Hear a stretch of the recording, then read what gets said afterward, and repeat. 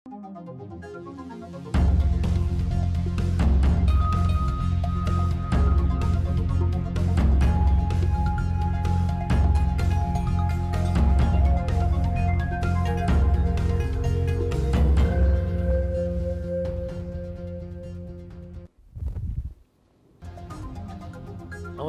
यो news 24 television prime time न्यूजमा स्वागत छ।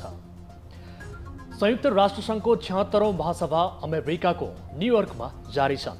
हरेक वर्ष महासभामा विश्वभरका धेरै मुलुकहरू सहभागी हुँदै आएका छन्। यस वर्ष चीन र अमेरिका बीचको शक्ति सङ्घर्ष प्रष्ट देखिने सङ्केत सुरु भएको छ। अघिल्लो वर्षदेखि सीमा विवादमा अल्झिएका भारत र चीन बीचको टकराव पनि देखिन सक्छ। त्यसैले भू राजनीतिक चपेटाको बाछिटा नेपालमा पर्नु अस्वाभाविक होइन। चीन र भारतको मध्यभागमा रहेको नेपालले कूटनीतिक मामिलामा फुक्दै पाइला चाल्दै गर्नुपर्ने बेला आएको छ। अमेरिकाको पछिल्लो चासो पनि नेपालका लागि शक्ति सन्तुलनमा अप्ठ्यारो बन्न सक्छ।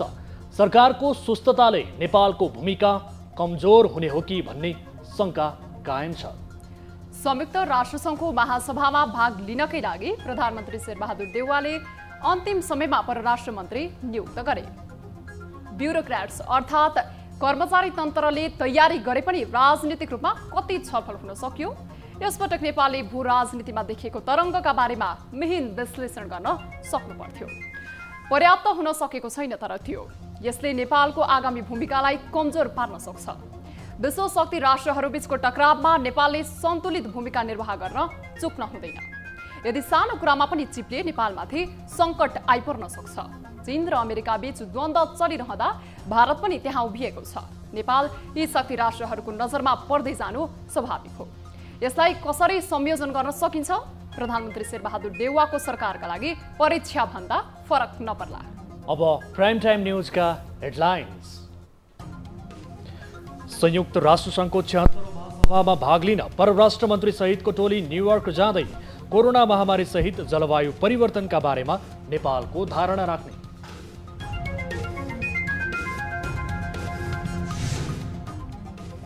सार्क सदस्य राष्ट्रहरूबीचको तिक्तताले न्युयोर्कमा हुने साइडल्यान्ड वार्ता रद्द। अफगानिस्तानलाई समावेश गर्नुपर्ने पाकिस्तानको अडानमा भारतको विमति।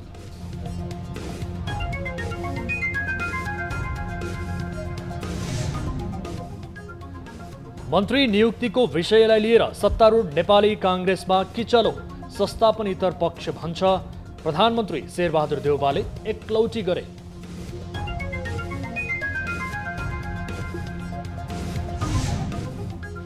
नेकपा एकीकृत समाजवादीद्वारा अध्यक्ष माधव कुमार नेपालले पेश गरेको राजनीतिक प्रतिवेदनलाई सुझाव सहित पारित। महासचिव चयन भोलि।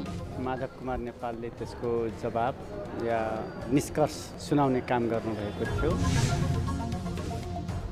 र भूकम्प प्रभावित संरचना पुनर्निर्माणमा 3 अर्बभन्दा बढी रकम खर्च। गुम्बाको पुनर्निर्माणबारे बल्ल अनुमानित लागत तयार पारिँदै। गुम्बाको पुनर्निर्माण कार्य पनि आगामी वर्षमा सुरु गरेर यसलाई एक वर्ष लाग्छ। हामी निरन्तर न्युजमा छौं। परराष्ट्र मन्त्री डाक्टर नारायण खड्का संयुक्त राष्ट्रसङ्घको महासभामा भाग लिन केही बेरमा न्युयोर्क जाने कार्यक्रम छ। आज राति 8:50 संयुक्त राष्ट्रसङ्घको 76औं महासभामा भाग लिन मन्त्री खड्का नेतृत्वको नेपाली प्रतिनिधिमण्डल न्युयोर्क प्रस्थान गर्ने तयारी गरेको छ। परराष्ट्र मन्त्री डाक्टर खड्काको टोलीमा परराष्ट्र सचिव भरतराज पौडेल, उच्च सरकारी अधिकारीहरू र राष्ट्रसङ्घका लागि नेपालको स्थायी प्रतिनिधि अमित बहादुर राई लगायत रहने मन्त्रालयले जनाएको छ। खड्का आज मात्र परराष्ट्र मन्त्रीमा नियुक्त हुनुभएको हो। मन्त्री खड्काले महासभालाई नेपालको तर्फबाट 25 सेप्टेम्बरमा सम्बोधन गर्ने कार्यक्रम छ। यस वर्ष सार्क साइड लाइन बैठक भने रद्द भएको छ। लामो समयसम्म मन्त्री परिषद विस्तार गर्न नसकेर आलोचित भएका प्रधानमन्त्री शेरबहादुर देउवाले अन्ततः परराष्ट्रको जिम्मेवारी डाक्टर नारायण खड्कालाई सुम्पिएका छन्। नवनियुक्त परराष्ट्र मन्त्री खड्काले छिमेकीसँगको सम्बन्ध र एमसिसी कसरी अगाडि बढाउँछन् यसलाई चासोका साथ हेरिएको छ। यसअघि शहरी विकास मन्त्रालयको जिम्मेवारी सम्हालेका नेता खड्काले बुधबार परराष्ट्र मन्त्रीको शपथ लिएका छन्। यो सँगै तरल अवस्थामा रहेको नेपालको परराष्ट्र सम्बन्धलाई कसरी सम्हाल्नेछन् चासोका साथ हेरिएको छ। एक रिपोर्ट।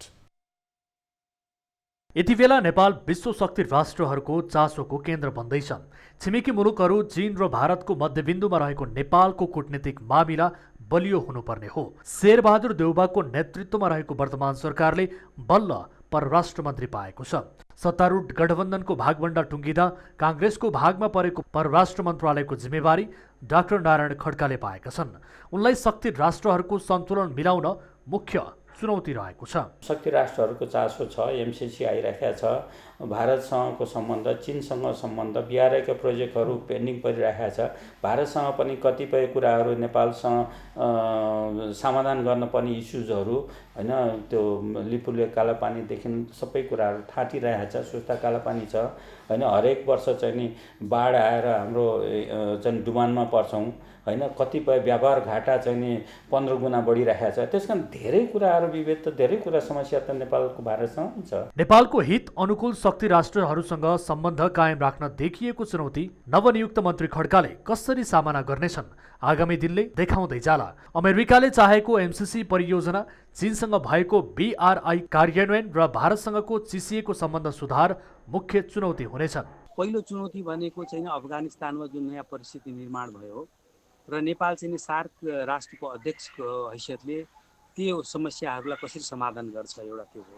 किनकि चाहिँ जुन त्यहाँ निर्माण भएको छ परिस्थिति, त्यसको चाहिँ सेक्युरिटीदेखि लिएर चाहिँ माइग्रेसन या रिफ्युजीको चाहिँ इम्प्लिकेसन्सहरू पनि रिजन हुन गइरहेको छ।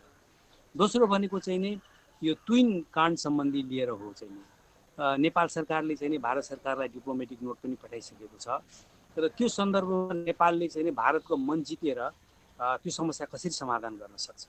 र तेस्रो भनेको चाहिँ एमसिसीको प्रश्न हो। राजनैतिक द्वन्द्वका कारण तरलता रहरे नेपालको महत्त्व विश्व सामु राख्नु अर्को चुनौती हो। सरकार परिवर्तन भएसँगै कूटनीतिक नियोगहरूमा हुने भद्रगोलको समस्या पनि कायम रहँदै आएको छ। भारत, चीन, अमेरिका जस्ता महत्त्वपूर्ण मुलुकहरूमा राजदूत विहीनको अवस्था बन्दैछ। अघिल्लो सरकारले राजनैतिक पृष्ठभूमिबाट पठाएका राजदूतहरू फिर्ता बोलाउने सरकारको निर्णयसँगै धेरै स्थानमा राजदूतहरू खाली हुँदैछन्। अब्बल व्यक्तिलाई पठाउने अर्को चुनौती पनि थपिएको छ। स्पष्ट परराष्ट्र नीति कायम गर्न नवनियुक्त मन्त्री खड्काले सर्वपक्षीय सहमति जुटाउनु पर्नेछ। एक पक्षीय भन्दा नि बहुपक्षीय सम्बन्धको विस्तारतिर अगाडि बढिरहेको छ। यसले सुरक्षा र अवसर दुवैको चुनौतीहरू छन्।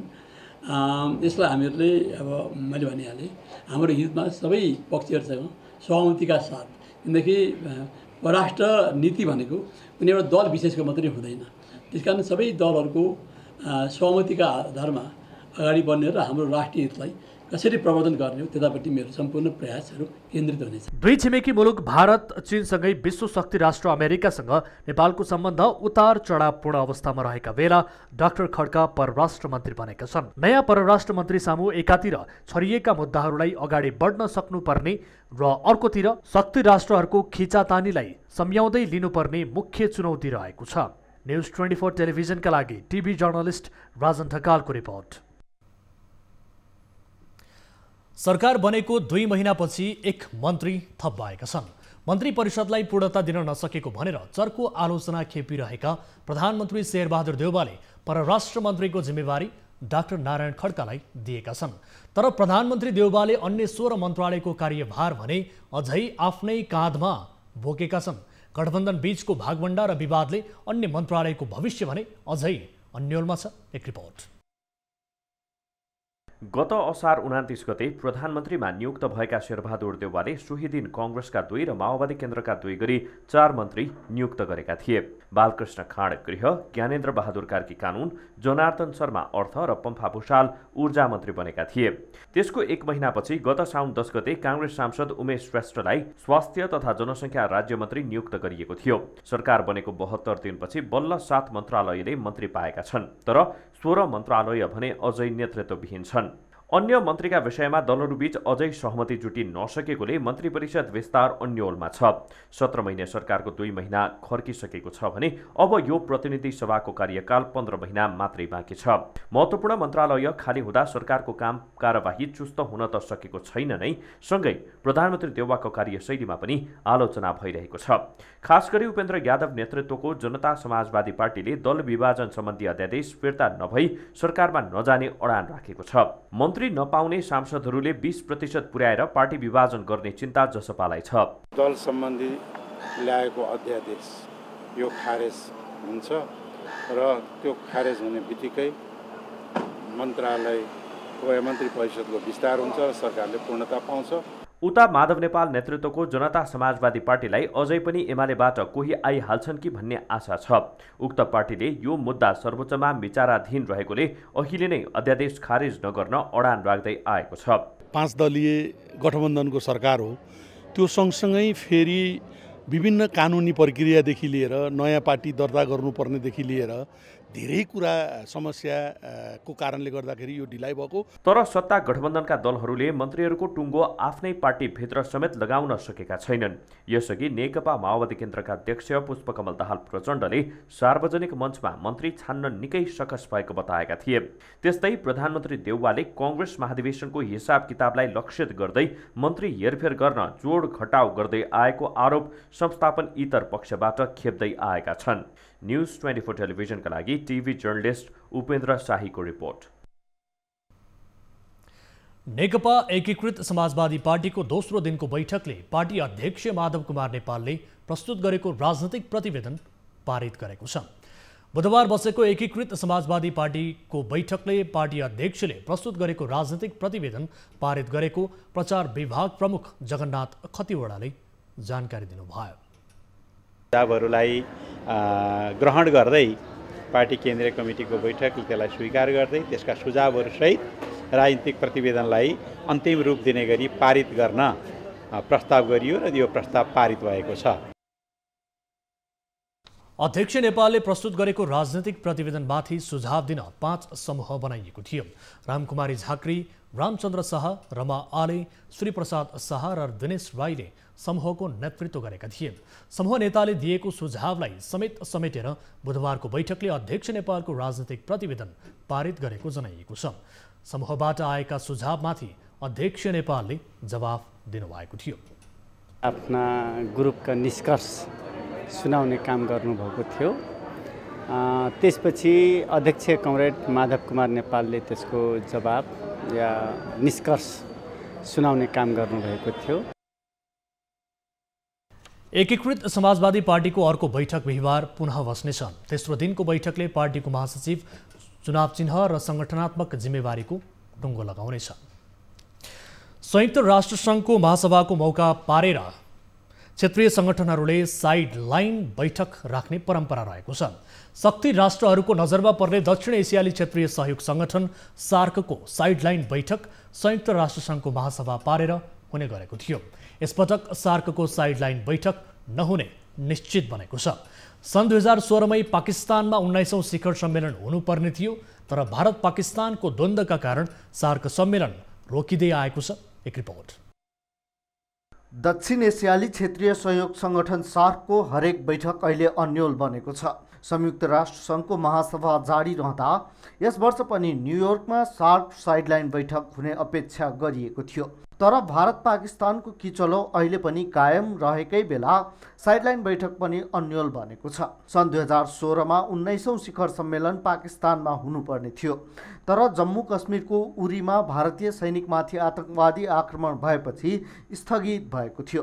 भारतले उक्त आक्रमणमा पाकिस्तानी भूमिमा आधार बनाएको आतंकवादी सङ्गठनको हात रहेको आरोप लगाउँदै आएको छ।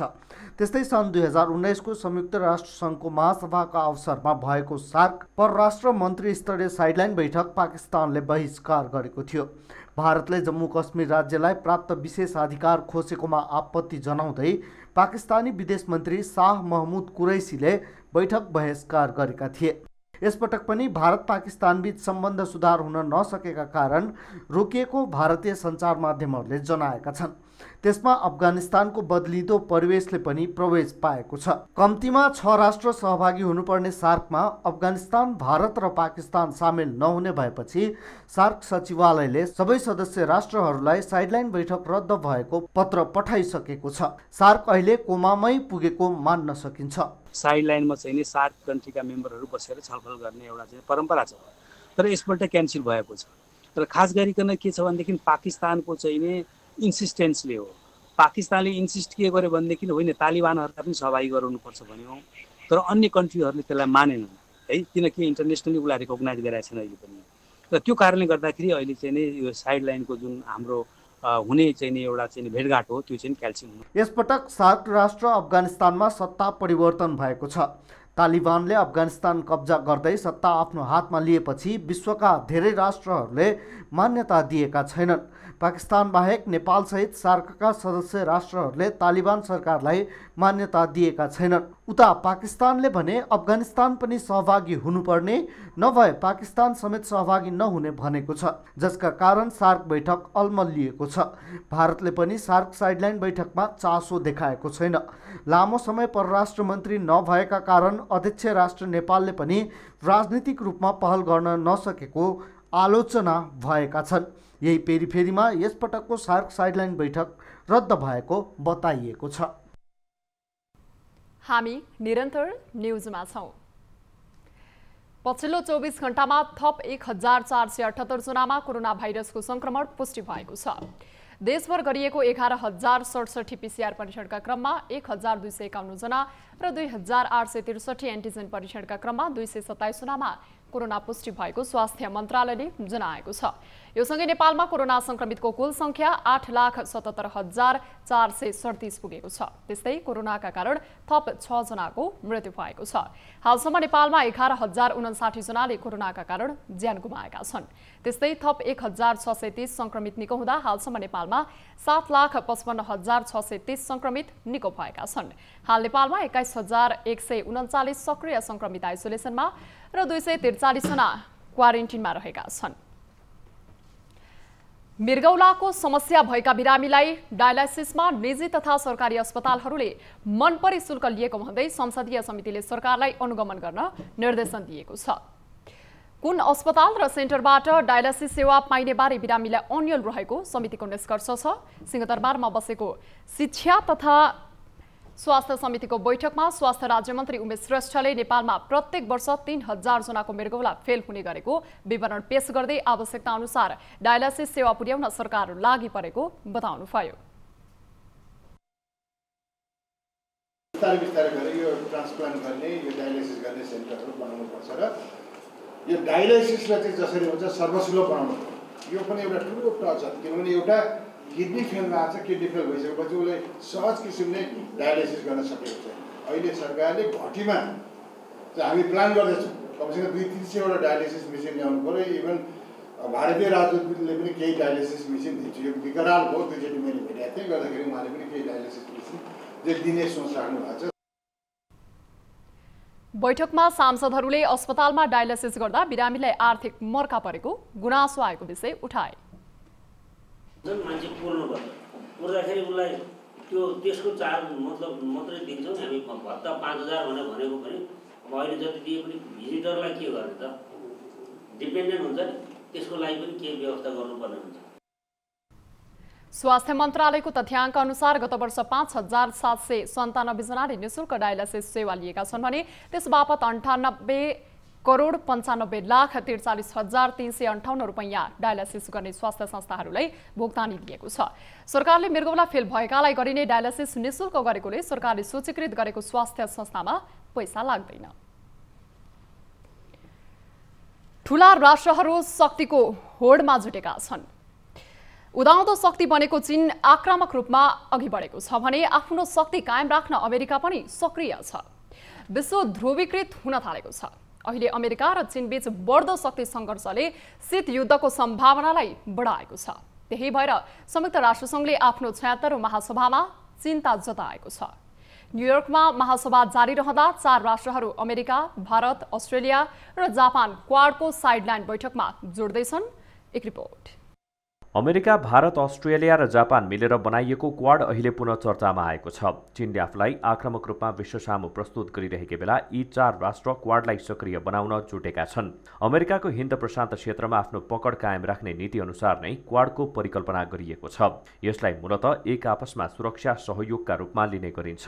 आफूलाई घेर्ने रूपमा क्वाड बनाइएको भन्दै चीनले यसको विरोध गर्दै आएको छ। संयुक्त राष्ट्रको 76औं महासभामा भाग लिन पुगेका 4 मुलुकका राष्ट्र तथा सरकार प्रमुख प्रमुखहरू क्वाड साइडलाइन बैठकमा जोड्दैछन्। सेप्टेम्बर 24 मा न्युयोर्कमा अमेरिकी राष्ट्रपति जो बाइडेन, भारतका प्रधानमन्त्री नरेन्द्र मोदी, अस्ट्रेलियाका प्रधानमन्त्री स्कट मोरिसन र जापानका प्रधानमन्त्री योसिहिडे सुगा साइडलाइन बैठकमा भाग लिँदैछन्। के हो क्वाड?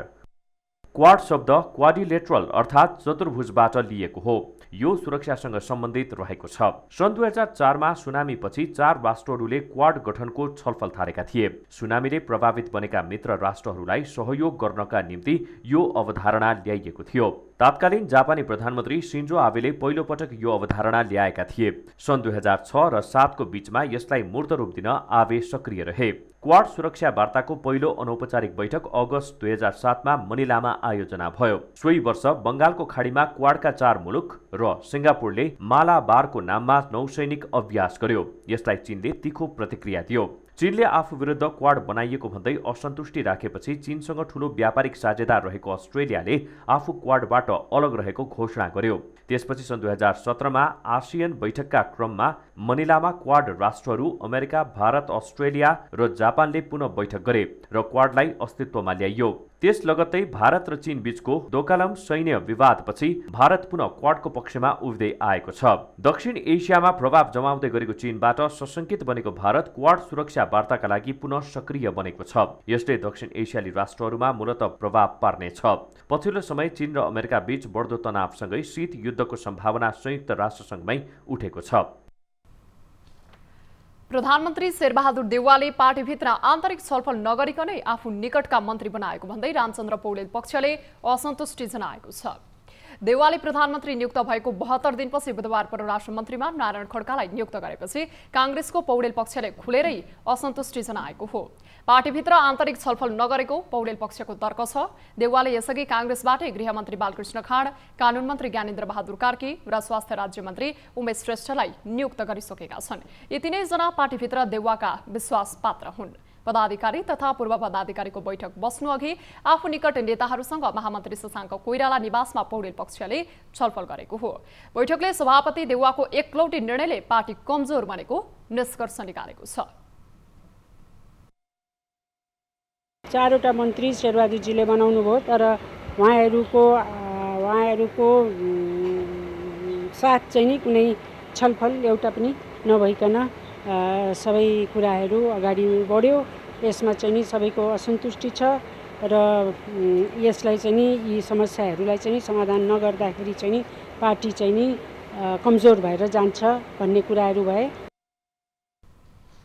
मन्त्री परिषद विस्तारको विषयमा कांग्रेस पदाधिकारीको बैठकमा निर्णय हुने अनुमान गरिए पनि सो विषयमा बैठकमा कुनै पनि छलफल नभएको बताइएको छ। संसदीय दलको कार्यालयमा बसेका पदाधिकारीको बैठकले 9 गते नै पालिका अधिवेशन गर्ने निर्णय गरेको छ। 13 जिल्लाको क्रियाशील सदस्य विवादका कारण अन्य तहको अधिवेशनको अन्योलता बढ्दै गएपछि पालिका अधिवेशन भने सो मितिमै गर्ने निर्णय गरिएको छ। निर्धारित समयमै पालिकाहरूको अधिवेशन हुनेछ। पार्टीको अन्य तहको अधिवेशन 9 गते पछाडिका अधिवेशनहरूको सन्दर्भमा एकातर्फ केही जिल्लाहरूको क्रियाशील टुङ्ग्याउने जे विषय छ त्यसलाई पनि सँगसँगैमा लिएर जाने कुरालाई दृष्टिगत गर्दै पार्टीको केन्द्रीय निर्वाचन समितिले आवश्यकता अनुसार यसबारेमा प्रक्रियालाई कुन रूपमा लिएर जाने भन्ने कुरा टुङ्गो गर्दछ।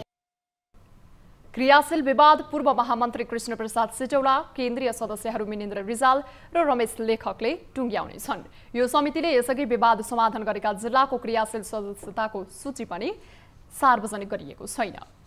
न्युजहरू अझै बाँकी नै छन्। अब समय हो लाइफ बोय हात धुने ब्रेकको।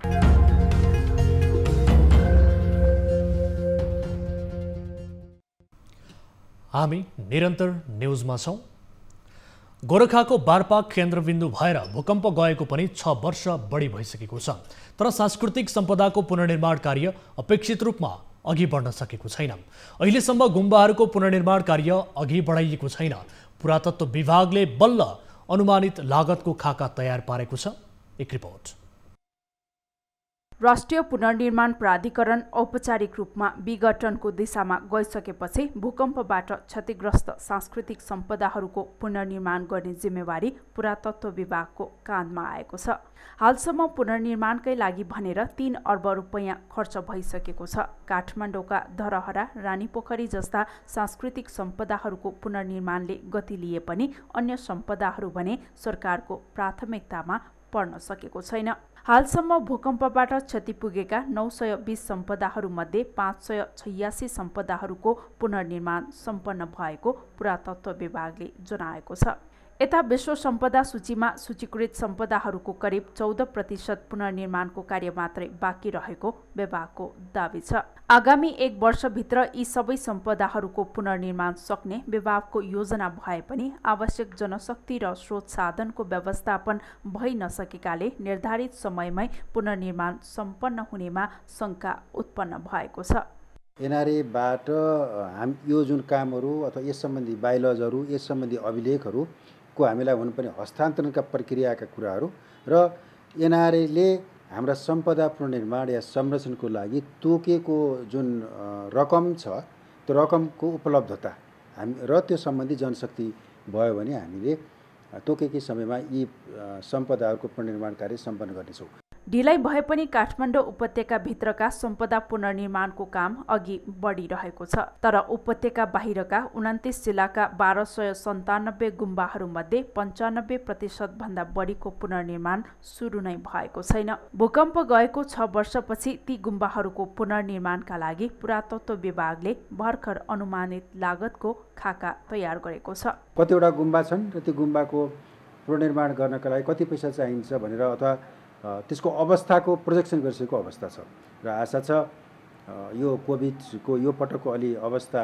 साम्य भयो भने नेपाल सरकारको मतलब पुनर्निर्माण सम्बन्धी उसमा प्रायोरिटाइजमा परेको अवस्था भएको हुनाले हामीले यी गुम्बाको पुनर्निर्माण कार्य पनि आगामी वर्षमा सुरु गरेर यसलाई 1 वर्ष लाग्छ। विभागले क्षतिग्रस्त गुम्बाहरूको पुनर्निर्माण सम्पन्न गर्न कम्तीमा 2 वर्ष लाग्ने बताएको छ। तर भूकम्प गएको 6 वर्ष बितिसक्दा पनि गुम्बा पुनर्निर्माणको प्रगति शून्य प्राय भएकाले आगामी 2 वर्षमा यी सम्पदाहरूको पुनर्निर्माण सम्पन्न हुने कुरामा विश्वास गर्न सकिँदैन।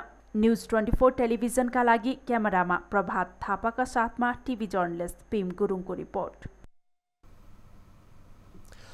हरेक वर्ष किसानले खेतमा हाल्ने मल नपाएर हैरानी बेहोर्छन्। जब समस्या सुरु हुन्छ तब नेपालमा मल कारखाना र मल उत्पादनका अनेकन सुझावबारे चर्चा र बहस हुन्छ। तर के नेपालमै रासायनिक मल उत्पादन गर्ने उद्योग खोल्न सम्भव छ त? एक रिपोर्ट। स्वदेशमै रासायनिक मल उत्पादन गर्ने घोषणा गरेको सरकारले समयमा मल आपूर्ति गर्न सकेको छैन, जसले गर्दा हरेक वर्ष मलको अभाव खड्किने गर्दछ। आर्थिक वर्ष 2073-74 को बजेटमा तत्कालीन सरकारले नेपालमै रासायनिक मल कारखाना खोल्ने घोषणा गरेको थियो। त्यसपछि नेपालमा मल कारखाना खोल्ने बारे बहस हुन थालेको हो। सरकारको नीति तथा कार्यक्रममै परेपछि मल कारखाना खोल्न अध्ययनहरू पनि भए। तर घोषणा गरेको 5 वर्ष बितिसक्दा पनि सरकारको काम सम्भावित अध्ययनमै सीमित भएको छ। पहिला चाहिँ हाम्रो डिपिआर तयारीको अध्ययन भइरहेको थियो भने अहिले चाहिँ त्यो डिपिआर र यो कार्यदलले दिएको प्रतिवेदन समेत अध्ययन गरेर अब यसलाई चाहिँ कार्यान्वयनमा लैजाने मोडालिटीहरूको बारेमा लगानी बोर्ड मार्फत थप अध्ययन र यसको चाहिँ अरू तयारीको कामहरू भइरहेको छ। कृषि मन्त्रालयले मल कारखाना बारे अध्ययन गर्न लगानी बोर्डलाई जिम्मा दिएको थियो। भारतको डेभलपमेन्ट कर्पोरेसन अफ कन्ट्र्याक्ट मार्फत गराइएको सम्भाव्यता अध्ययनले नेपालमा प्राकृतिक ग्यास बाहेक अरू ऊर्जा प्रयोग गरेर तत्काल मल कारखाना सञ्चालन सम्भव नभएको प्रतिवेदन दिएको थियो। यसमाथि तेस्रो पक्षबाट स्वतन्त्र अध्ययन भएको छैन। विज्ञहरूले मल उत्पादनको सम्भाव्यता रहेको दावी गर्ने गरेका छन्। हाम्रो देशका जस्तै किसानहरू त अरू देशहरू पनि छन्, उनीहरूले पनि समयमा मल नपाएको हुन सक्छ। ताजा मल त्यहाँ चाहिँ सप्लाई हामीले गर्न सक्छौँ, हाम्रो चाहिँ सरप्लस भएको मल भने हाम्रो देशलाई त्यसले कुनै चाहिँ नकारात्मक असर गर्दैन। रासायनिक मलको वार्षिक बजार माग करिब 6 लाख मेट्रिक टन रहेको छ। तर सरकारले हरेक वर्ष मागभन्दा आधा मात्रै मल आयात गर्दै आएको छ। हाल सरकारसँग 2900 मेट्रिक टन मात्रै मल भण्डारण रहेको छ। 3 महिना अघि टेन्डर गरेको 70,000 मेट्रिक टन मल अझै आउन सकेको छैन। तर सम्बन्धित निकायले भने केही समयमै मल आयात भएर सबैलाई सहज आपूर्ति गर्ने बताएको छ। सिङ्गापुरबाट खरिद गरेको 30,000 मेट्रिक टनको युरिया मल कलकत्ता आइसकेको छ। त्यो अब चाँडै नै अब 5-7-10 दिनभित्र करिब नेपाल भित्रिन सुरु हुन्छ। त्यसपछि अर्को हाम्रो अस्ति अब इन्डियाबाट जुन आइपिएलले जुन बाट खरिद गरे ग्लोबल टेन्डर मार्फत आइपिएलले पारेको टेन्डर जुन थियो त्यो मल चाइनामा तपाईँको प्याकिङ भइवरी बोरा उहाँहरूले बोरा छपाई गरिवरी लोडिङ गरिसक्नु भएको छ। त्यो भेसल आज भोलि नै हिँड्ने क्रममा चाहिँ चाइनाबाट तुरुन्तै त्यो मुभ हुँदैछ। सार्वजनिक निजी साझेदारी तथा निजी लगानीमा मात्रै मल कारखाना बनाउन सकिने निष्कर्ष सहित अगाडि सारिएको अध्ययन प्रतिवेदनमा नेपालमा रासायनिक मल कारखाना खोल्न 76 अर्ब लाग्ने अनुमान गरिएको छ। सुरु गरेको 3 वर्षमा कारखाना बनाउन सकिने र यसका लागि 400 हेक्टर जमिन चाहिने भनिएको थियो। तर उद्योग सञ्चालनको लागि सम्भावित सबै अध्ययन भइसक्दा पनि अझै अध्ययनको क्रममा नै सरकार अल्झिँदा नेपालमै मल उत्पादन उद्योगले पूर्णता पाउने कुरामा भने आशंका नै देखिन्छ। न्युज 24 टेलिभिजनका लागि क्यामेरामा कान्छा डङ्गोलका साथ टिभी जर्नलिस्ट खगेश्वरी कार्कीको रिपोर्ट। हामी निरन्तर न्युजमा छौं। विद्युत आयोजनाहरू निर्माणसँगै सरकारले विद्युतीय बसको अवधारणा अघि सारेको छ। तर विद्युतीय बस सञ्चालनमा खासै प्रगति भने हुन सकेको छैन। मुलुकको प्रमुख पर्यटकीय गन्तव्य बुद्ध जन्मस्थल लुम्बिनीमा विद्युतीय बस र ट्याक्सी भित्राइएको वर्ष दिन पुग्नै लाग्यो। विश्व सम्पदा स्थल लुम्बिनीमा वातावरण प्रदूषण कम गर्न र पर्यटकलाई सुविधा दिन भन्दै भित्राइएका बस र ट्याक्सी भने सञ्चालनको छाँटकाट नै छैन। चार्जिङ स्टेसन करिब तयार भए पनि सञ्चालनको मोडालिटी तयार नहुँदा लुम्बिनीमा लामो समयदेखि खुल्ला आकाशमुनि सवारी थन्काएर राखिएको छ। एक रिपोर्ट। यी विद्युतीय बस र ट्याक्सी लुम्बिनीमा यसरी रोकिराखेको 10 महिना बढी समय भयो। भैरवा स्थित गौतम बुद्ध अन्तर्राष्ट्रिय विमानस्थलबाट विश्व पर्यटकीय स्थल लुम्बिनीसम्म पर्यटक र तीर्थयात्रीलाई ल्याउन लैजान बस र ट्याक्सी प्रयोग गरिने योजना छ। तर लामो समय नचलाएर खुल्ला आकाशमुनि राख्दा बिग्रने, पाटपुर्जामा समस्या आउने र टुटफुट हुने जोखिम बढेको छ। सुरुमा जाँच गरिए पनि अहिले ती सवारी प्राविधिक रूपमा ठिक छन् छैनन् भनेर जाँच पास गरिएको छैन। सवारी साधन यत्तिकै थन्काएर राख्दा समस्या आउने प्राविधिक बताउँछन्। प्रदेश सरकारले चाहिँ ग्रेटर लुम्बिनीमा चाहिँ यी गाडीहरू चलाउँदा के कस्तो हुन्छ भन्ने विषयमा पनि एउटा चाहिँ जस्तै भारतहरूमा पनि चाहिँ प्रदेश सरकारको निगम भन्ने हुन्छ, त्यो हिसाबमा पनि हामीले बसहरू गर्दा त्यसो गर्नुभन्दा लुम्बिनी विकास कोषबाट चाहिँ बोलपत्र माध्यमबाट अथवा अरू कुनै माध्यमबाट चाहिँ यो सवारी साधनहरू दिँदा उपलब्ध हुन्छ, राम्रो हुन्छ भनेर आयो। कोषले टेन्डर आह्वान गरी सवारी सञ्चालन गर्न निजी कम्पनीलाई दिने मनसाय बनाएको छ। गत वर्ष चीनबाट 2 लटमा गरेर 5 बस र 14 ट्याक्सी लुम्बिनी ल्याइएको हो। त्यस यता यी सवारी साधन लुम्बिनी स्थित विद्युतीय चार्जिङ स्टेसनको पार्किङमा थन्क्याएर राखिएको छ। एसियाली विकास बैङ्कको अनुदान सहयोगमा क्लिन एनर्जी प्रोजेक्ट अन्तर्गत 13 करोड लागतमा बस र ट्याक्सी लुम्बिनी भित्राइएको थियो। यी सवारी यहाँ ल्याउँदा सरकारले 3.5 करोड रुपैयाँ भन्सार शुल्क बेहोरेको थियो। लुम्बिनीमा जापानको इसाका इलेक्ट्रिक कम्पनीले 13 करोड लागतमा बस र भ्यान चार्जिङ गर्ने स्टेसनको काम अन्तिम चरणमा पुर्याएको छ। सोलर सिस्टमबाट चार्ज गर्ने जुन जिम्मेवारी लिनुभएको कम्पनी छ, त्यो कम्पनीले लकडाउनको कारणले गर्दाखेरि त्यहाँको जापानिज प्राविधिकहरू आफै आएर गर्नुपर्ने केही कामहरू बाँकी रहेको कारणले गर्दाखेरि उहाँले त्यो कार्य सम्पन्न गर्न सक्नुभएको छैन। त्यो कारणले गर्दाखेरि होल प्रोजेक्ट त्यही कारणले गर्दाखेरि रोकिरहेको छ। सोलर र विद्युतबाट बस र ट्याक्सी चार्जिङ गरिनेछ। यसका लागि लुम्बिनीमा सोलर प्लान्ट जडान गरिएको छ। पावर हाउसबाट 154 किलोवाट विद्युत उत्पादन हुन्छ। चार्जिङ स्टेसनबाट एकै पटकमा 13 सवारी साधन चार्ज गर्न सकिने बनाइएको छ। यहाँ ल्याइएका पूर्ण वातानुकूलित बस अपाङ्ग मैत्री र स्वचालित ढोका छन्। बसमा 19 र ट्याक्सीमा 5 सिट छन्।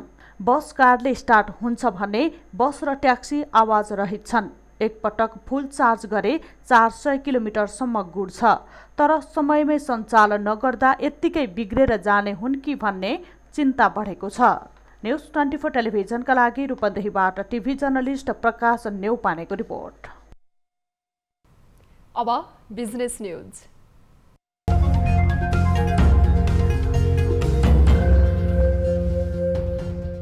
आगलागी भएको 1.5 महिनापछि नेवीको प्रहरीले बालाजु औद्योगिक क्षेत्रको प्लान्टबाट बिस्कुट उत्पादन पुनः थालेको छ। उद्योगमा साउन 23 गते भीषण आगलागी भएको थियो। छोटो अवधिमै सो कम्पनीले उद्योगको भवन संरचना पुनर्निर्माण र मेसिनरी मर्मत गरेर पुनः उत्पादन थालेको हो। उद्योगले बुधबारदेखि उत्पादन सुरु गरेको जानकारी दिएको छ। आगलागी हुनु अघिकै क्षमतामा उत्पादन सुरु नभए पनि प्लान्ट सञ्चालनमा ल्याएको हो। आगलागी हुनु अघि उद्योगबाट दैनिक 20 टन भन्दा बढी उत्पादन हुन्थ्यो। पुनः उत्पादन थालेपछि दैनिक 15 टन हाराहारीमा उत्पादन गर्ने र क्रमशः बढाइने कम्पनीले जनाएको छ। बुधबार शेयर बजारको परिसूचक नेप्से 104 अङ्कले बढेको छ। 104.44 अङ्कको वृद्धिपछि नेप्से परिसूचक 2816 अङ्कमा कायम भएको छ। नेप्से परिसूचक बढे पनि कारोबार रकम भने घटेको छ। बुधबार कुल 6 अर्ब 17 करोड रुपैयाँको शेयर कारोबार भएको छ। मङ्गलबार 7 अर्ब 36 करोड रुपैयाँको शेयर किनबेच भएको थियो। बुधबार ब्याङ्किङ 60 अङ्क, व्यापार 132 अङ्क, होटल तथा पर्यटन 136 अङ्क, विकास ब्याङ्क 381 अङ्क, जलविद्युत 169 अङ्क, फाइनान्स 207 अङ्क, निर्जीवन बिमा 441 अङ्क, उत्पादन 182 अङ्क, अन्य 41 अङ्क, माइक्रो फाइनान्स 170 अङ्क, जीवन बिमा 551 अङ्क र लगानी समूह 3 अङ्कले बढेका हुन्। बुधबार 13 कम्पनीको मूल्य 10% र 5 कम्पनीको मूल्य 9.9% बढेको छ। अरुण भ्याली हाइड्रो पावरको सबैभन्दा बढी 23 करोड बराबरको कारोबार भएको छ।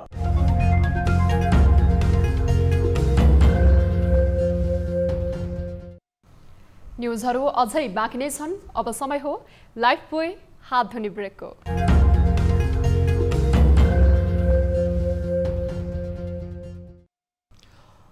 हामी निरन्तर न्युजमा छौँ। अब स्पोर्ट्स न्युज।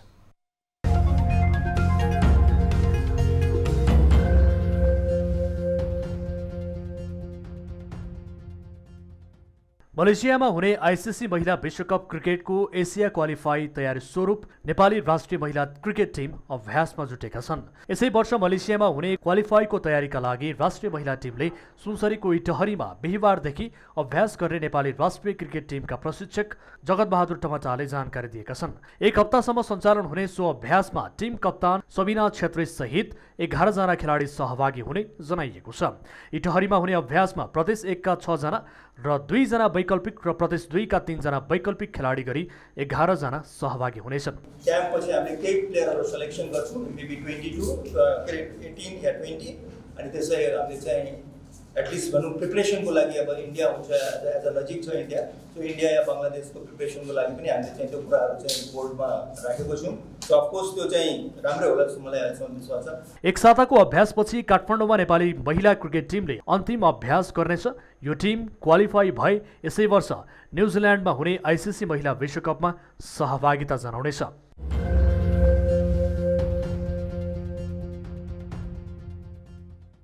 दक्षिण अफ्रिकाका क्रिकेटर रिचार्ड लेभी एभरेस्ट प्रिमियर लिग EPL खेल्न नेपाल आइपुगेका छन्। असोज 9 अर्थात् शनिबारदेखि त्रिवी क्रिकेट मैदानमा सुरु हुने प्रतियोगितामा लेभीले पोखरा राइनोजबाट खेल्नेछन्। लेभीले खेलेका 220 T20 अन्तर्राष्ट्रिय खेलमा 5000 भन्दा बढी रन बनाएका छन्। पोखराले आइतबार भैरहवा ग्ल्याडिएटर्ससँग प्रतिस्पर्धा गर्दैछ। शनिबार हुने उद्घाटन खेलमा ललितपुर प्याट्रियट्स र काठमाडौँ किङ्स 11 भिड्नेछन्। त्यस्तै EPL खेल्न पाकिस्तानका पूर्व कप्तान शाहिद अफ्रिदी भोलि नेपाल आउँदैछन्। EPL को चौथो संस्करणमा अफ्रिदीले काठमाडौँ किङ्स 11बाट खेल्ने भएका छन्।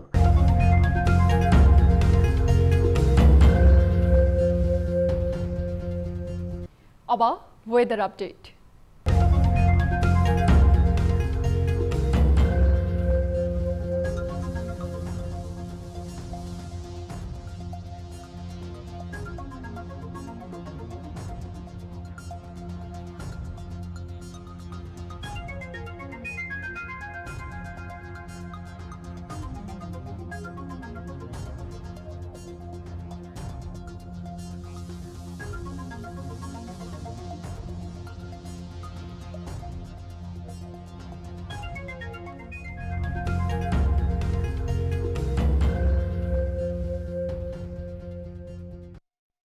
अब प्राइम टाइम न्यूज सक्नु अघि अहिलेसम्मका हेडलाइन्स पुनः एकपटक। संयुक्त राष्ट्रसङ्घको 76औं महासभामा भाग लिन परराष्ट्र मन्त्री सहितको टोली न्युयोर्क जाँदै कोरोना महामारी सहित जलवायु परिवर्तनका बारेमा नेपालको धारणा राख्ने।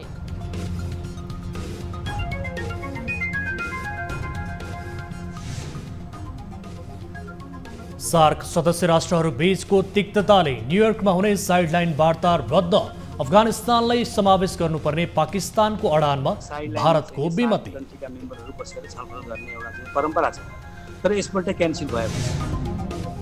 मन्त्री नियुक्तिको विषयलाई लिएर सत्तारूढ नेपाली काङ्ग्रेसमा किचलो। संस्थापन नेता भन्छन् प्रधानमन्त्री शेरबहादुर देउवाले एकलौटी गरे।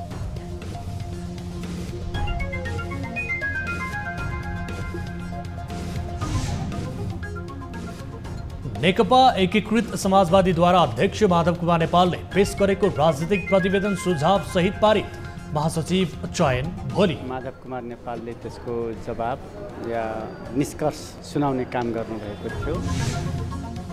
र भूकम्प प्रभावित संरचना पुनर्निर्माणमा 3 अर्ब भन्दा बढी रकम खर्च, गुम्बाको पुनर्निर्माणबारे बल्ल अनुमानित लागत तयार पारिँदै। गुम्बाको पुनर्निर्माण कार्य पनि आगामी वर्षमा सुरु गरेर त्यसलाई एक वर्ष लाग्छ।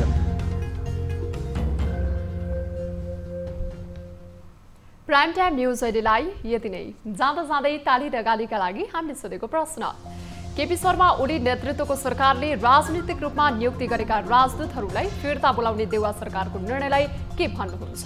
ठिक हो, राजनीतिक नियुक्तिलाई हतोत्साहित गर्नुपर्छ भन्नेले तालीमा र होइन कूटनीतिक रूपमा प्रभाव पार्छ भन्नेले गालीमा। हाम्रो पात्रको एपमा गई भोट गर्नुहोला। थप न्युजका लागि हाम्रो वेबसाइट www.news24nepal.com हेर्नुहोला। साथै हामीलाई फेसबुक, ट्विटर र युट्युबमा पनि फलो गर्न सक्नुहुनेछ। यस्तै मोबाइल, इमेल र भाइबरबाट न्युज 24 को हेल्प डेस्कमा केही समस्या र गुनासा छन् भने सम्पर्क गर्न सक्नुहुनेछ। हामी निरन्तर न्युजमा छौँ। नमस्ते।